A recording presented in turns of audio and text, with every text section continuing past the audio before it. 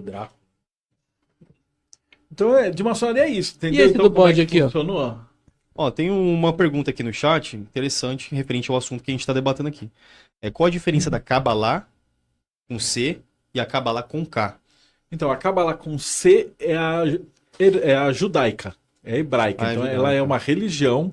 Você vai aprender no Kabbalah Center, é aquela que a Madonna usa da pulseirinha. Sim, E ela vai falar dos é nomes de Deus. Digita aí, nomes de Deus. Nomes de 72 Deus. nomes de Deus. 72. É os Daimons, não é? Não, os Não, Daimons é a 72? versão negativada dos nomes de Deus. Ah, tá. Tá vendo? Mas são os mesmos? Não, eles são, tipo, muito inferiores, muito mais fracos que os anjos. Eles seriam, tipo, as cascas da sujeira dos anjos. Ah, tá. Então, se você tem um anjo que é o anjo da verdade, da luz e tal, você vai ter um demônio que é o demônio da mentira. Ah, tá. Então, cada anjo tem um demônio correspondente, que é, na verdade, é o oposto.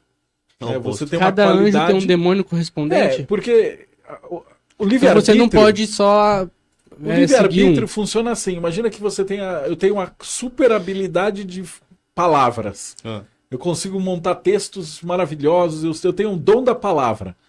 Eu posso ser um tremendo orador, escritor, escrever livro, podcast, montar um monte de coisa. Ou eu posso ser o maior 171, picareta, trambiqueiro, golpista. Sim. Eu escolho, eu tenho livre-arbítrio. Então esse livre-arbítrio é o anjo e o demônio, simbolicamente. E aí você vai ter 72 qualidades humanas que estão representadas aí no nome de Deus. Caramba. Então esse digita da 72 Madonna nomes de Deus. seria anjos positivo? Seria A algo... Cabala lida com 70. É porque ela estava sendo bem hateada aí na internet Olha lá, então esses por são os ser nomes algo de negativo, né? Mas não é. Deus. Tá vendo aí essa placa? Pode pôr ela grande. Tem aí.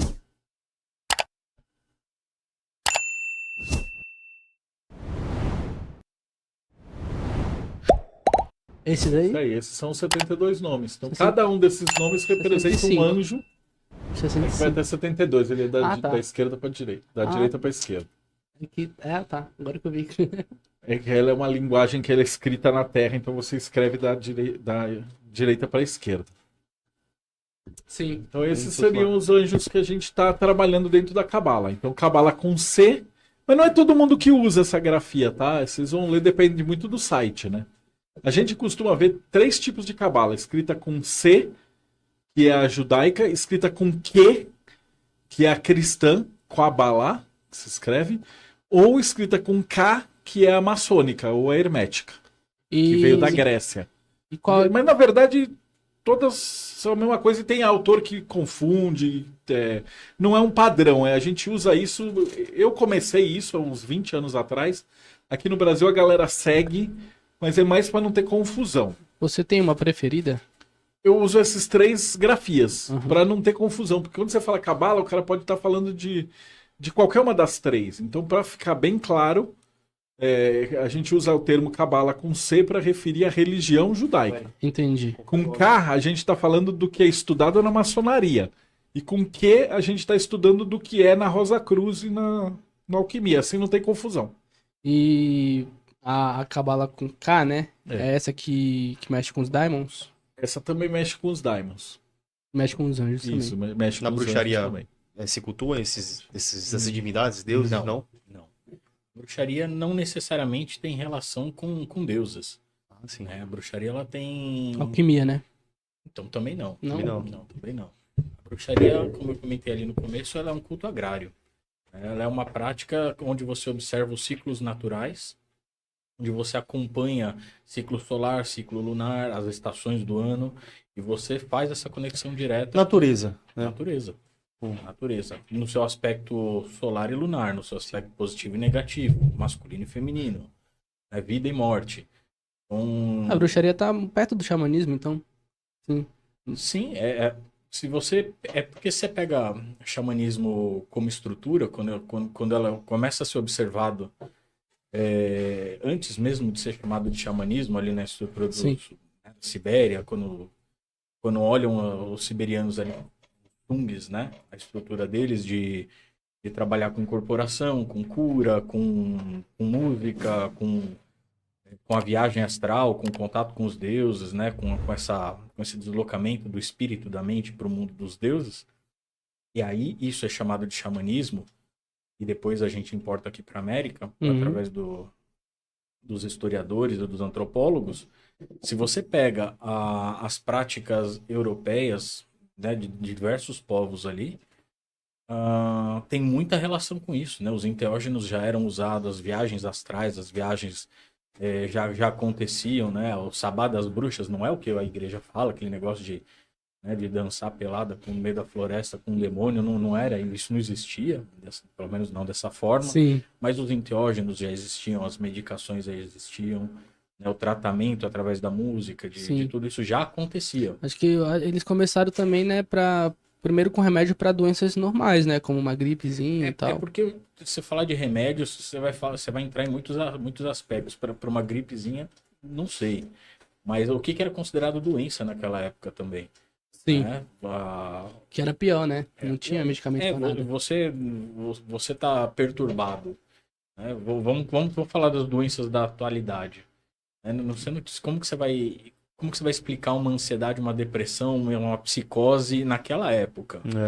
Né? Então você está falando de doenças relacionadas de repente a espíritos que estavam se aproximando, a conexões com elementos, com elementais, com espíritos que estavam te causando prejuízo. Então, E tinha até um outro nome, né? Poderia se chamar de curador, né? Porque remédio você vai remediar o problema que você tem, não vai tratar. Né? Que é o que a farmácia propõe pra gente hoje, né? A indústria farmacêutica. Por isso que no xamanismo, né? E aí eu vou abranger desde do escandinavo até o xamã lá da Sibéria, até o indígena americano. O objetivo é a cura, é o tratamento da alma, e eu creio que da mente também. Sim. Né? Acho que as coisas se ligam. Se conectam. Na verdade, elas se transam de uma forma que não dá nem para desfazer, que nem o Marcelo falou, quando você vai pegar os símbolos gregos, né, e os seus significados, psicologia é o estudo da alma. A letra psi, aquele tridente, a letra está relacionado à alma. Sim. Né? Então, você está estudando a mente, você está estudando a alma ao mesmo tempo.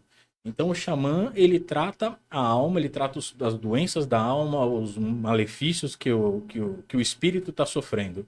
Sim. Né? E a bruxa, ela é relacionada a isso o tempo inteiro. Né? Como eu disse, ela só é chamada de bruxa a partir da Idade Média, quando a igreja fala que isso é negativo.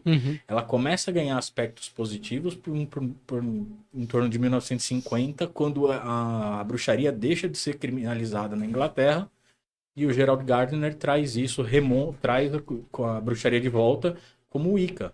E aí, Wicca, né? Wicca. E aí tem esse orgulho de você falar, sou pagão, né? Porque isso era marginalizado antigamente. Sou pagão, sou praticante de bruxaria.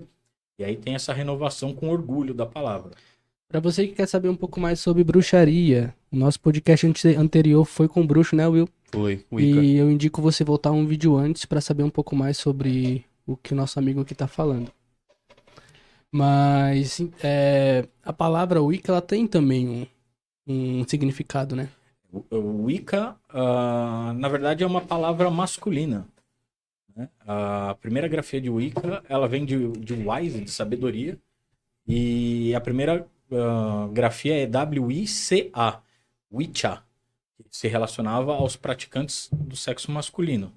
E as mulheres eram Witche, W-I-C-E. Né? Depois existe a transformação desse Witche para Witch, que é a palavra em inglês. Como eu disse, né? E aí depois a religião ela se torna Wicca, de fato, com 2 Cs, e aí se torna uma religião de fato. Aí se torna organizada pelo Gerald Gardner a princípio, né, e depois vai ganhando outros desdobramentos, outras tradições. Sim. Voltando aqui um pouco para a maçonaria, tem algum rito que foi um rito brasileiro que foi fundado no Brasil? Tem um rito brasileiro. Ele foi criado aqui, que foi para representar o Brasil. Então o céu, a loja representa o céu estrelado do Brasil. As particularidades do rito são da República, são daqui das nossas qualidades brasileiras. Então existe. E chama rito brasileiro. Que legal, você pode falar um pouco dele? Então, o que eu posso falar é isso. ele tem algumas qualidades do ritual que eles puxam pro Brasil. Porque a maioria dos rituais ele vai puxar pra alquimia mais europeia. Uhum. Né? Então, o que tem de diferente mesmo? A abóbada celeste, então, em vez de você ter a posição das estrelas como era na data de fundação de 1717, existe como se fosse uma fotografia do céu como era na fundação da maçonaria nas lojas. Aqui no Brasil, se eu não me engano, é República. É uma data, eu não vou lembrar agora de cabeça. Sim. Mas é uma outra configuração dos planetas e das estrelas. Por exemplo. Entendeu? E aí você vai ter as colunas, você vai ter a posição do venerável, os cargos. Eles são ligeiramente diferentes para refletir um abrasileiramento. Existe essa palavra? Existe alguma música que toca nos rituais? Não, nenhuma específica, mas, por exemplo, tem a música, aquela Cássia Amarela, que foi constituída por uma maçom, né? E você tem algumas músicas que são clássicas, você tem a Flauta Mágica, você tem algumas óperas, algumas músicas, algumas composições do Mozart, elas foram feitas para a maçonaria. A Flauta Mágica, por exemplo, é feita para uma iniciação maçônica. Se você tocar a Flauta Mágica e acompanhar um ritual da maçonaria, você vai ver que tudo encaixa o tempo, Sim. o que tem que fazer, o que acontece, tudo no bastidor. Você falou do Mozart, né? Qual que foi a ligação do Mozart com a maçonaria? Ele era maçom lá em Viena. Em Viena, então, tem muitos compositores, muitos cantores, muitos maestros. Sim. Que eram maçons. E eles trouxeram esse ponto de vista do ocultismo para dentro da arte. Sim. Por exemplo, a gente tem um trabalho que até o Tomo Salsky vai apresentar no simpósio de hermetismo, que chama Atalanta Fugens, que é uma peça de 50 atos que tem cartas de tarô desenhadas